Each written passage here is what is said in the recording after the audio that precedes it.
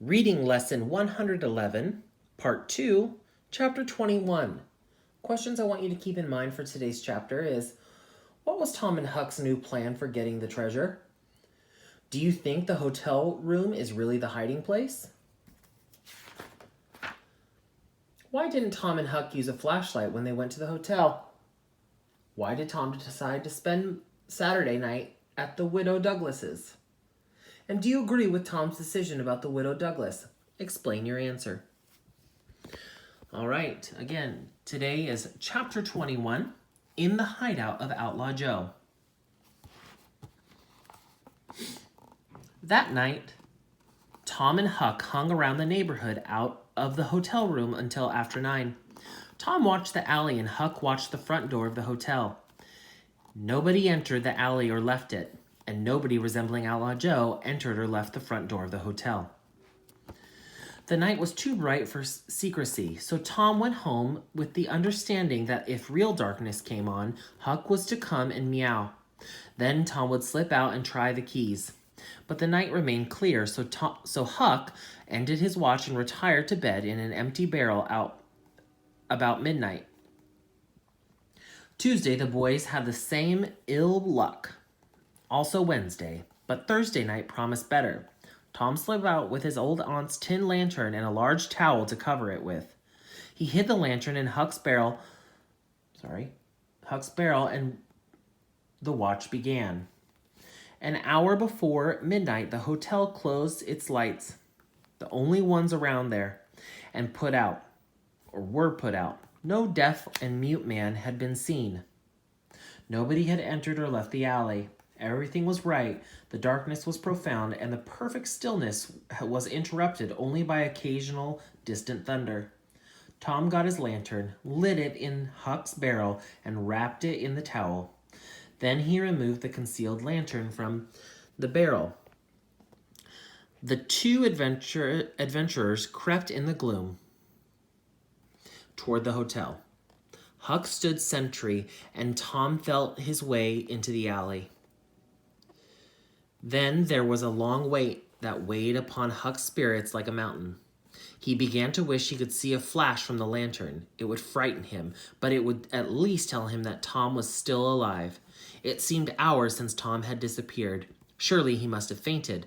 Maybe he was dead. Maybe his heart had burst in terror and under terror and excitement. Huck found himself drawing closer and closer to the alley. He feared all sorts of dreadful things, and he expected some catastrophe to take his breath away. But there was not much breath to take away, for he seemed unable to inhale any breath. He suspected that his heart would soon wear itself out, the way it was beating. Suddenly, there was a flash of light, and Tom came tearing by him. "Run!" said he. "Run for your life!" Huck was going 30 or 40 miles an hour before Tom had finished speaking. The boys didn't stop till they reached the shed of the deserted slaughterhouse at the lower end of the village. Just as they got within the shed, the storm burst and the rain poured down. As soon as Tom got his breath, he said, "Huck, it was awful. I tried 2 of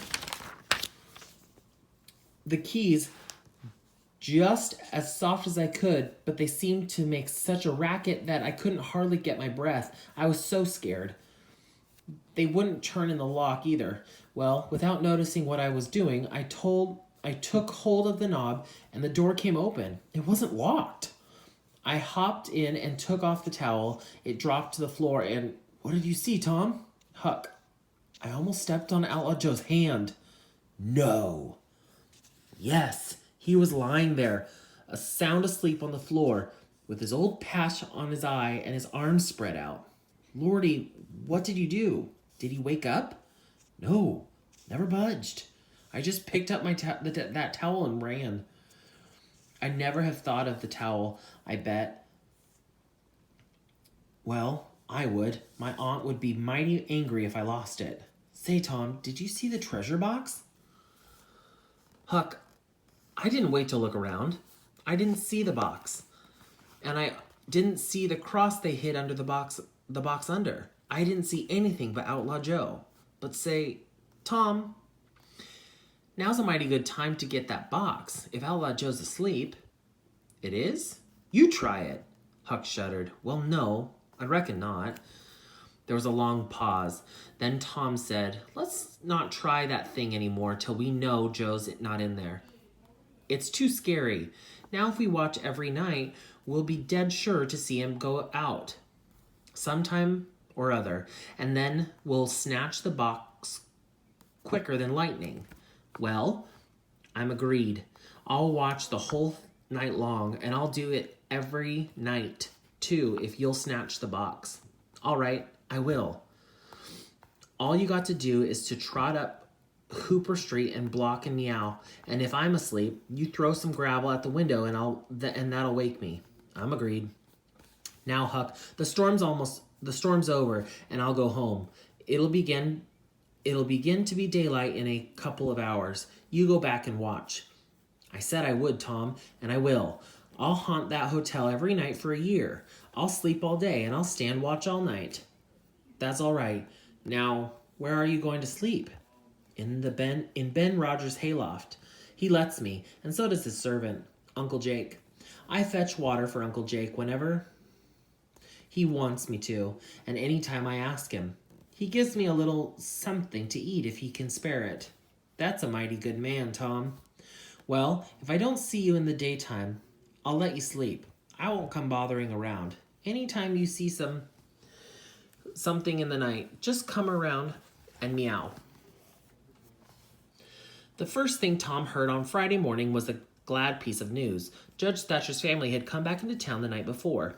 Both Outlaw Joe and the treasure sank in the importance for a moment, and Becky took the chief place in Tom's interest. He saw her, and they had a good time playing with a crowd of their schoolmates. At the end of the day, Becky asked her mother to let them have a picnic on Saturday. Becky's mother consented. Becky was delighted, and so was Tom. The invitations were sent out before sunset. The picnic would take place several miles south of town, near the cave. Tom's excitement over the picnic kept him awake until a pretty late hour. He had good hopes of hearing Huck's meow and of having his treasure to astonish Becky with. But he was disappointed. No signal came that night. Saturday morning came, and by 11 o'clock, a rolling group of children was gathered at Judge Thatcher's. Everyone was ready. It was not the custom for older people to ruin picnics with their presence. The children were considered safe enough under the watch of a few young ladies and gentlemen in their early 20s. The old steamboat was chartered for the occasion. Presently, the throng of children filed up the main street carrying baskets. Sid was sick and had to miss the fun. The last thing Miss Thatcher said to Becky was, "You'll not get back till late. Perhaps you'd better stay all night with some of the girls that live near the steamboat landing." "Then I'll stay with Susie Harper." "Very well. Now you behave yourself and don't be any trouble." Later, as they walked along, Tom said to Becky, "Say, I'll tell you what we'll do. Instead of going to Susie Harper's after the picnic, we'll climb right up the hill and spend the night at the Widow Douglas's. She'll have ice cream. She has it almost every day, loads of it, and she'll be awful glad for our company." "Oh, that will be fun." Then Becky reflected a moment and said, "But what will Mama say?" How she'll ever know.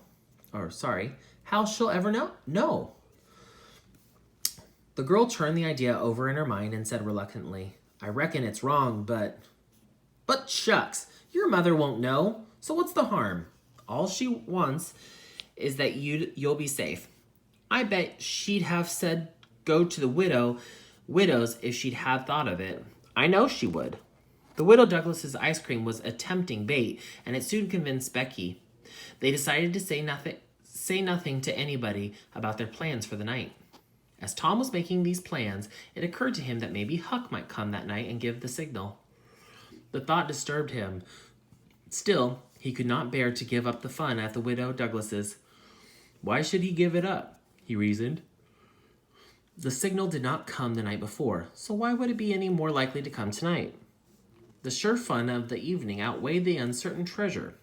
Tom decided to yield to the fun and not to think of the box of money any more that day. And that concludes today's chapter. You have your logic to do that we've already gone over. Your vocabulary review. Let's review these words. Repeat after me. Clutter. Blissful. Intruder. Immortal. Throng. Unearthed. Amid. Reflect. Distinct. I'll repeat. Clutter. Blissful. Intruder. Immortal. Throng. Unearthed. Amid. Reflect. Distinct. You're going to use these words to plug into these sentences. 1. When something is easy to recognize, it is what? A confused mess is a what? When you're in the middle of something, you are blank that thing. When something lives forever, it is what? When you think quietly or calmly, you what? A large crowd of people is a blank of people. Another word for joyful is what? Your comprehension questions that I had you keep in mind for today's reading. What was Tom and Huck's new plan for getting the treasure? Do you think the hotel room is the hiding place? Explain your answer. Why didn't Tom and Huck use a flashlight when they went to the hotel?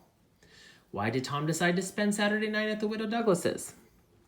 Do you agree with Tom's decision about the Widow Douglas's? Explain your answer. These should not be one-word answers. These need to be complete sentences. Writing. Tom and Becky are really looking forward to the picnic. Write an essay, a story, or a poem about a picnic you have attended or would like to attend. So if you haven't attended a picnic before, make one up. Think about the following questions before you begin. What was the setting for the picnic? So setting is where would it be? Who attended the picnic? Who would you like to eat with? What food did people eat? What would you like at a picnic? Keep in mind, it's a basket outside. So it's got to be something that can be preserved in a basket, maybe a cooler. What games did the people play? So you have an open setting.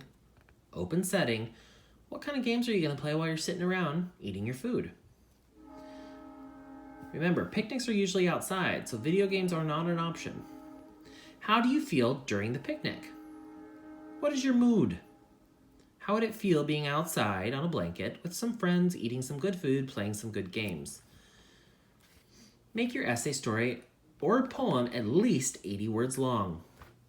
Since we're not very sure about poems, unless you feel confident enough to try this, some rhyming or other types of poems, try an essay or a story. 80 words. I'm looking forward to it.